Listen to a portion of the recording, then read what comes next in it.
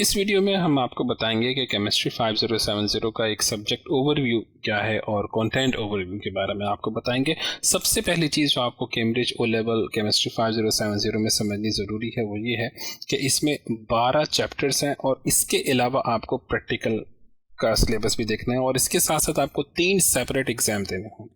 ठीक है, 12 chapter, practical और 3 सेपरेट एग्जाम्स। तो ये 12 चैप्टर प्रैक्टिकल और 3 सेपरेट एग्जाम्स क्या हैं ये भी आपके सामने स्क्रीन पर आ रहे हैं। आप देख सकते हैं कि सबसे पहले समझते हैं कि ये 12 चैप्टर्स क्या हैं। तो ये 12 चैप्टर्स आपके सामने मौजूद हैं, जिसमें आप देख सकते हैं कि स्टेट्स ऑफ मैटर है, एटम्स, एलिमेंट्स एंड कंपाउंड्स है, स्टोकियोमेट्री है, इलेक्ट्रोकेमिस्ट्री है, केमिकल एनर्जेटिक्स है, केमिकल रिएक्शंस हैं, एसिड बेसिस एंड सोल्ट्स हैं, द पीरियोडिक टेबल है, मेटल्स हैं, केमिस्ट्री ऑफ द एनवायरनमेंट है, ऑर्गेनिक केमिस्ट्री है और 12वां चैप्टर है experimental techniques and chemical analysis. ये 12 चैप्टर इस वक्त 2023, 24 और 25 का करंट सिलेबस है। 2025 के बाद इसमें तब्दीली आ सकती है। तो अब ये बात समझते हैं कि वो 3 इम्तहान कौन से हैं। ठीक है, तो इसके लिए आपको असेसमेंट ओवरव्यू को समझना होगा। असेसमेंट ओवरव्यू को समझने के लिए आप देखें, सबसे पहले आपको पेपर 1 देना पड़ेगा जिसका नाम है मल्टीपल चॉइस यानी एमसीक्यूज। 1 घंटे का होगा, इसमें 40 नंबर होंगे, इसमें 40 क्वेश्चन होंगे, हर क्वेश्चन के 4 ऑप्शंस होंगे। ठीक है, और इसके 30% नंबर आपके ओवरऑल शामिल किए जाएंगे। ठीक है, तो ये बहुत अहम, ये सबसे अहमियत का हामिल पेपर है। ठीक है, और इसके सवालात इन 12 चैप्टर से ही आएंगे और ये आपका पहला एग्जाम होगा ना। अब देखते हैं अब आपका दूसरा एग्जाम क्या चीज़ है। तो जनाब, दूसरा एग्जाम जो है वो पेपर 2 है, जिसे थ्योरी कहते हैं। इसमें कोई एमसीक्यू नहीं होगा, इसमें आपको लिखना होगा। ये 1 घंटा 45 मिनट का पेपर होगा। इसमें टोटल 80 नंबर होंगे। इसमें शॉर्ट आंसर हो सकते हैं और इसमें स्ट्रक्चर्ड क्वेश्चंस होंगे। स्ट्रक्चर्ड क्वेश्चंस क्या होंगे ये हम जब आप वीडियो लेक्चर देखेंगे तो फिर आपको समझ में आएंगे। ठीक है, लेकिन ये भी 12 चैप्टर्स में से ही आएगा और ये आपका दूसरा एग्जाम होगा। वो जो ऊपर लिखा है ना 3 सेपरेट एग्जाम, अब 3 एग्जाम्स में से 2 एग्जाम तो आपके होंगे। ठीक है, और ये पहला और दूसरा एग्जाम जो है वो इन्हीं 12 चैप्टर्स में से पूछा जाएगा। ये 2 एग्जाम्स होगा आपके। अब आइए हम तीसरे इम्तहान की तरफ चलते हैं। ये तीसरा इम्तहान जो है ना वो प्रैक्टिकल असेसमेंट होती है। अब इसमें 2 ऑप्शन है, या तो आप पेपर 3 दे दें यानी प्रैक्टिकल टेस्ट दें जो बाकायदा लेबोरेटरी में होगा, या फिर आप पेपर 4 दें जो ऑल्टरनेटिव टू प्रैक्टिकल है। इसमें आपको किसी लेबोरेटरी में नहीं जाना है बल्कि कुर्सी पर बैठ के सामने मेज़ रखी होगी, उस पर कागज़ पे आपको 1 घंटे में 40 नंबर के सवालात हल करने हैं और इसमें तमाम चीज़ें कंपल्सरी होंगी। ठीक है, तो ये 2 में से कोई एक यानी पेपर 3 या पेपर 4, इन 2 में से कोई एक पेपर आप दे सकते हैं। ये आपका तीसरा इम्तहान होगा। ठीक है, लेकिन याद रहे ये जो पेपर 3 में है उसमें आपको एक्सपेरिमेंट करके दिखाना होगा लेबोरेटरी में, लेकिन जो पेपर 4 है इसमें आपको कोई एक्सपेरिमेंट लेबोरेटरी में जाके करके नहीं दिखाना होगा। ठीक है, और इन दोनों पेपर में क्वालिटेटिव एनालिसिस के नोट्स आपको एग्ज़ाम में अवेलेबल होंगे। उसको देखकर आप जो भी मालूमात उसमें से अखज़ करना चाहें आप अखज़ कर सकते हैं। तो ये पेपर 1, पेपर 2, पेपर 3, पेपर 4 भी आपके सामने आ गए। 3 सेपरेट एग्जाम्स भी आपके सामने आ गए। 12 चैप्टर भी आपके सामने आ गए। प्रैक्टिकल का सिलेबस अभी तक सामने नहीं आया कि प्रैक्टिकल का सिलेबस क्या होगा। ठीक है, 12 चैप्टर तो आपके सामने आ गए, प्रैक्टिकल सिलेबस के ऊपर बात करते हैं। ठीक है, तो अगर हम प्रैक्टिकल सिलेबस की बात करें तो देखें इसमें इससे पहले देखते हैं कि असेसमेंट ऑब्जेक्टिव्स क्या हैं, किस चीज़ पर आपको असेस किया जाएगा। ठीक है ना, कौन कौन सी चीज़ें जो है वो आपको जाननी ज़रूरी है कि असेसमेंट ऑब्जेक्टिव क्या है। तो देखिए 3 असेसमेंट ऑब्जेक्टिव्स हैं। AO1 यानी AO मतलब assessment objective, assessment objective 1, assessment objective 2 और असेसमेंट ऑब्जेक्टिव 3।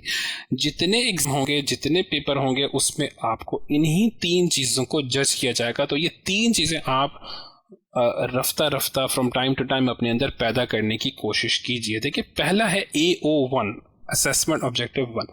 ये क्या चीज़ है, इसमें आपको नॉलेज विद अंडरस्टैंडिंग होनी चाहिए, यानी आप जानते भी हों और इसका फहम भी रखते हों कि कोई काम हो रहा है तो वो क्या हो रहा है और वो क्यों हो रहा है। ठीक है, सो आपके अंदर साइंटिफिक फिनोमेना, फैक्ट्स यानी हक़ाइक़, क़वानीन, डेफिनेशंस, कॉन्सेप्ट्स यानी नज़रियात और theory, scientific vocabulary, terminology, conventions जिसमें सिंबल्स भी शामिल हैं, क्वांटिटीज़ भी शामिल हैं, यूनिट्स भी शामिल हैं, फिर इंस्ट्रूमेंट्स हो गए, अपैरेटस हो गए, और वो इंस्ट्रूमेंट किस टेक्निक और किस ऑपरेशन को, किस प्रोसीजर को फॉलो कर रहे हैं, लेकिन सेफ्टी के साथ। ये सब चीज़ें आपको मालूम भी होनी चाहिए और आप इसको फ्रॉम टाइम टू टाइम अपने सवालात के जवाबात में आप इनका इजहार भी कर सकें। Scientific and technological applications with the social, economic and environmental implications. ये कोई भी टेक्निक इस्तेमाल हो रही है, कोई भी अपैरेटस इस्तेमाल हो रहा है, उसका समाज पे या माहौल पे क्या असर पड़ रहा है, ये असेसमेंट ऑब्जेक्टिव 1 है जो आपका देखा जाएगा एग्जाम में।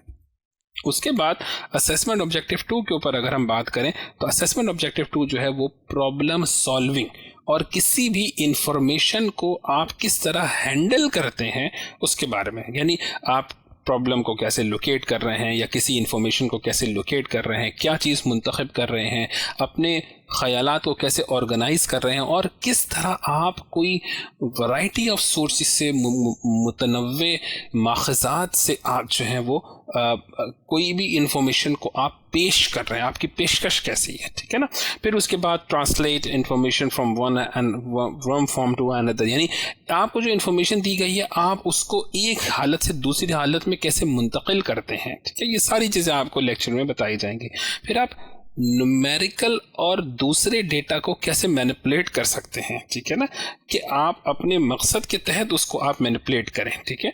Use information to identify patterns, report trends from and form conclusion, यानी आप किस तरह से कोई पैटर्न है उसको आप जो है वो उसको आइडेंटिफाई कर रहे हैं, मालूमात को इस्तेमाल कर रहे हैं, रिपोर्ट्स को इस्तेमाल कर रहे हैं, ग्राफ्स को इस्तेमाल कर रहे हैं और टेबल्स को इस्तेमाल कर रहे हैं और अपने कंक्लूजन, अपने नताइज अखज़ कर रहे हैं, ठीक है ना।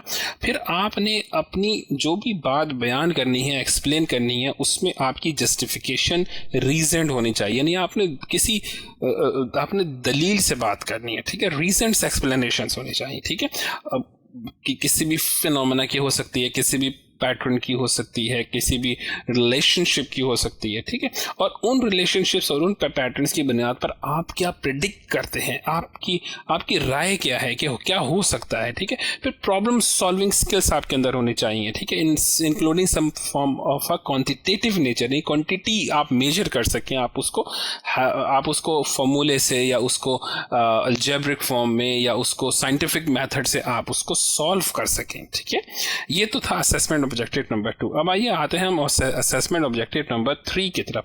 असेसमेंट ऑब्जेक्टिव नंबर 3 यानी AO3 जो है वो टोटल एक्सपेरिमेंटल स्किल्स और इन्वेस्टिगेशन स्किल्स के ऊपर आपको जज करता है। इसका मतलब है इसका ताल्लुक पेपर 3 या पेपर 4 से है, जिसका ताल्लुक प्रैक्टिकल से है, ठीक है। तो इसमें आपके अंदर जो है वो टेक्निक्स, अपैरेटस, मटेरियल्स को किस तरह से हम सेलेक्ट करेंगे। मिसाल के तौर पर अगर आपको कोई चीज़ मेजर करनी है, अगर आपने प्रिसाइज मेजरमेंट करनी है तो आप कौन से पैटर्न चूज करेंगे। अगर आपको जस्ट एक रफली आपको कोई चीज़ मेजर करनी है, बिग डेटा में आपने काम करना है, ठीक है, प्रिसाइज नहीं करना, तो आप कौन सा पैटर्न इस्तेमाल करेंगे वगैरह वगैरह, ठीक है।